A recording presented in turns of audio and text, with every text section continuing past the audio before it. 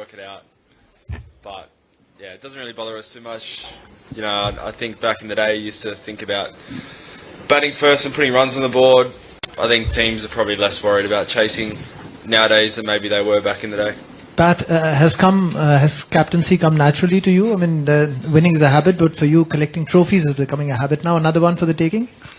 I mean, that'd be great. I think the run's got to stop at some point. It's been a great couple of years, but I hadn't captained any T20 cricket before this series, so I wasn't too sure what to expect. It's obviously quite fast-paced, a T20 game, but I think drawing on particularly ODI captaincy over here last year didn't feel too foreign to me.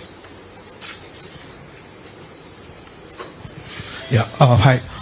One of the themes this season has been how domestic Indian talent have been at some level even outperforming in Indian internationals. Both the teams have quite a few of them, whether it's Ramandeep or Harshit, Abhishek in your case, and Nitish. How important has their contribution for your team success in to this journey so far? It's been huge. Our experienced bowling lineup as well, Unicat, Bhuvi, Natu have all been amazing, and then, as you said, some of the youngsters that have come through and won us games by themselves, Nitish, Abhishek are probably the two biggest examples of guys who, are kind of away from the Indian setup, but have been fantastic. So I feel like that's been the story of our team, is a lot of guys are taking the game on, putting themselves out there, and having breakout seasons. Pat, yesterday your assistant coach Simon Helmut described your captaincy style as empathetic, and you know what to take from data. You know exactly what you're not too data driven, but you're not blind to it. Could you just elaborate on exactly what it is that you do and the empathetic part?